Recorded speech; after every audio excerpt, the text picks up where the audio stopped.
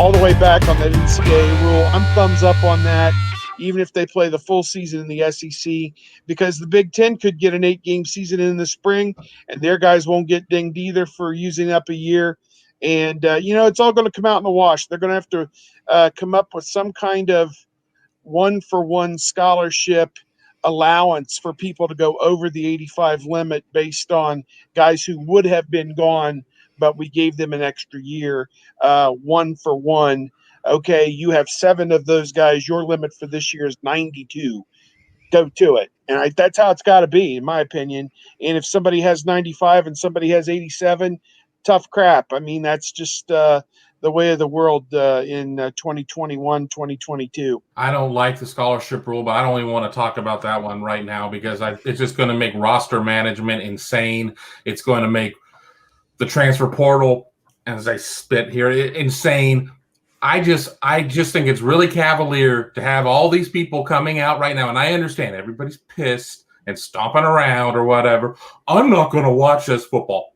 Bull crap, you're not going to watch this football. Don't even tell me that. You're absolutely going to consume it with a side of nachos. You're going to love it. And even if some of the top players aren't going to be there, you're going to sit there and see either a whole season from these other 3 conferences or a partial season from them. And if the Big Ten is able to go there, Ohio State games are going to do a 75 share in Columbus for Rutgers. I mean, it's going to be insane. I just think it's really cavalier of people to say that they're not going to watch it, and I'm going to give everybody a wide berth for a couple weeks of mourning. But it's absolutely going to be watched, and we're all going to go and watch Mark's show and complain about the fact that, well, I don't understand why we're playing it in January. And Mark's going to get all these viewers and followers, and we're all going to love that. But don't tell me for a second nobody's going to be watching it. That's malarkey. Wow. Noon did cuss. He said he might, and he totally did. He said the N-word. Whoa. I'm trying to be good. I'm going to a bar after this before, for the hour that I have or whatever before last call, because we all can't take care of ourselves apparently. What bar are you going to? But we'll have to talk off the air. Is there a format or a model that seems to be more gaining more momentum in terms of spring, winter football? Is it the one that starts in the beginning of January? Which is the one? Is it the Jeff Brom model? Is there one that seems to be gaining steam? It's the January model because that doesn't impact the fall season. And once you start impacting the subsequent fall season, I think that's a non-starter for a lot of people. And that's not even including the NFL stuff. At least with the January plan, you have 9 weeks from like January 1st to February 27th or whatever to play those 8 games. And then you play 1 or 2 postseason games. And then you've got like 4.5 months before camp starts. And I know they talk about this load of games on guys, but that's a pretty good break. Now, if somebody tears an ACL, January 24th or whatever, yeah, they're going to – that 9-month time frame to recover from that, that you're probably going to miss some time. But, the idea of starting in March or something any later than what Ryan Day and some of these models we've seen of January, I don't think you don't want this impacting everything any more than it already is. And we're already seeing the roster stuff that is going to be coming out. I think you want to get back to normal as quickly as you can. And the January model allows that to happen in terms of the television product and the regular schedules. If you start talking about 8 games in March through May, and then like 8 or 9 from October to January or whatever, now I think that's just too much. It's impacting too many things that don't need to be impacted. And you've got Jeff Brom, who he threw that model out there, and he said, I just did it so people would talk, so that we could get this process moving. I'm not tied to it. I'm not married to it. And so I think football coaches will want to get their teams out there as quickly as possible. And I think we all know January is going to be so much easier to do, and things are going to be fine in January as opposed to now. So that's great. And I've said before, testing will be better, sure.